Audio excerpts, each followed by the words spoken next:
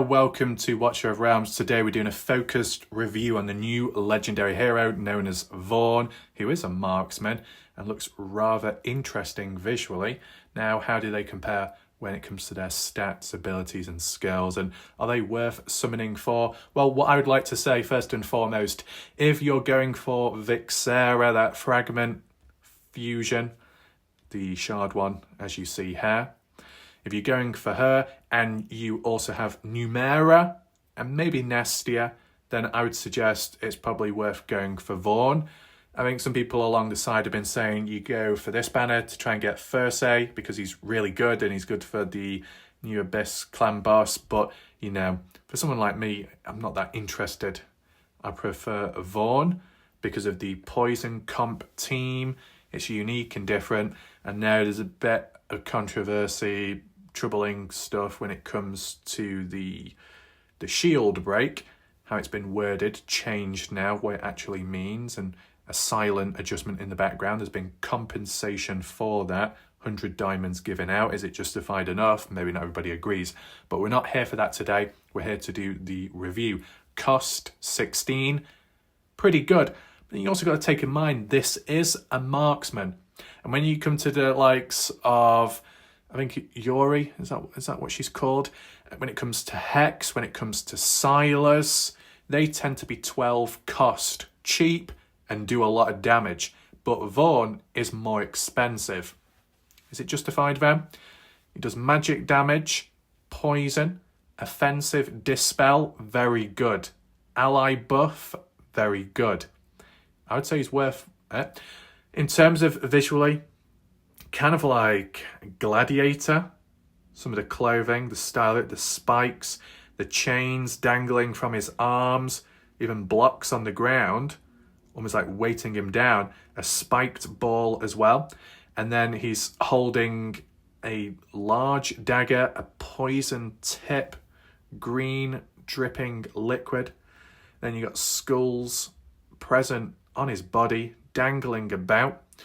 And then the glowing green darkness from within around the head area.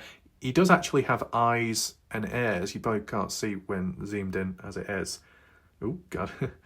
But, you know, visually, graphically, really good, really unique looking. Not had someone like this before, and with all the limbs as well. Definitely stands out, the horns as well. And when looking on the back, all the swords stabbed in the back almost. So, really unique design there. He is part of the Esoterrorist faction and Piercer, which is really good because if you want to do Clan Boss, you still want to use Numera. You want to use, I think, is Vixera part of it? No, she's not going to be, I don't think. But you want Numera. That's all good, that. Numera, Vorn. That can work. And the Esoterrorist, as you see there. I don't have Nestia, then. You got Anora. So, it's interesting the areas, the factions they're in. Awakened, enhanced, applies shield break to 3 allied fighter units with the highest attack. It's not too bad. 300, not interesting. Flesh warp can be cast 2 consecutive times. The number of targets affected by Awakened 1 increases by 1. Penetration, nothing special. Enemies inflicted with poison deal 25% less damage to the hero. Each time the hero deals damage to a poison target, restores 1% HP for the hero. Bit of survivability there, but nothing that special in my opinion. Not exactly game-changing. The Flesh Warp cast 2 consecutive times. Where's Flesh Warp on here? Deals 3 instances of 70% damage and inflicts 2 types of poison. Okay, so that might be quite important there. The magic attack is pretty average as it would normally be. Mind of Hatred increases damage dealt to shielded targets by 30%. So boss content, Immortal Codex content, this will work really well. Applies shield break to 2 allied fighter units with the highest attack on the battlefield. Each time the ultimate is casted, permanently gains 10% magic resistance penetration, stacking up to 3 times. So, actually really good. The hero's max stack of magic penetration, +1, +1, +2. Like 32% increase. I think that's pretty good, to be honest. And you can increase the shielded targets as well. I do need to upgrade the unit. I mean, just to show you myself from my point of view, because I've leveled him up as much as I can, skill-wise, not at max level yet. But this is what it can look like when you do upgrade. Magic resistance penetration stacking up to 5 times. I misread that before. Apologies about that. Yeah, so that's like 50% magic penetration. That's actually really, really nice, that. Doing extra damage there. Of course, it's mostly the poison aspect which is important. As for shield break, that basically increases damage dealt to shielded targets by 30%. And that can be applied to 2 fighter units. Now, how it was worded originally was to 2 allied units, which could incorporate tiled units like marksmen, like mages. But now it's been changed to fighters only. Is that a big limitation? Well, people make it out to be the end of the world, but when it comes to boss content and Immortal Codex, you're going to have at least 1 or 2 fighters. And let's not forget who those fighters could be. Kagiri? Wow. Wukong? Absolutely. So Wukong, Kagiri can gain that shield break and do 30% more damage to shielded bosses, enemies. That's actually pretty good. So it can complement it. Okay, not part of the same faction, but that doesn't matter because it just applies to 2 fighter units with the highest attack. So I'd say it's a win. Talent-wise, can inflict 2 types of poison on the target. When dealing damage by the basic attack, a 33% chance to inflict 1 stack of poison and a 33% chance to inflict 1 stack of a different poison. When poison effect expires from the hero's attacked target, the hero gains 1% attack increase for each stack of poison expired from this target for 15 seconds up to 20% increase. A lot of wording there, but a lot of chances of poisons being applied. And the reason why Vorn is so much important and why you would need Vorn is when you've got Numenera, because what Numenera does, the Toxic Surge, detonates poisons. Where do we have it? Toxic Surge consumes the poison effects inflicted upon the enemy, like the boss, dealing a certain amount of magic damage based on the poison stacks consumed, up to 30 stacks. So there is still a limit for balance reasons, but because Vorn can easily apply poisons onto the enemy pretty quickly, and 2 types of it as well, it's going to stack quick.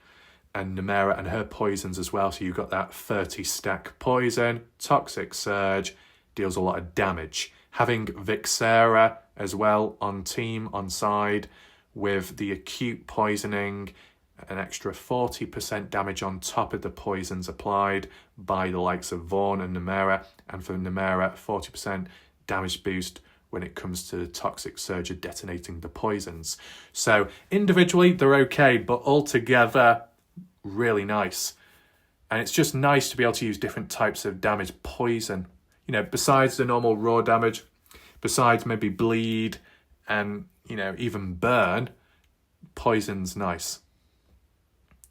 So, gone through that.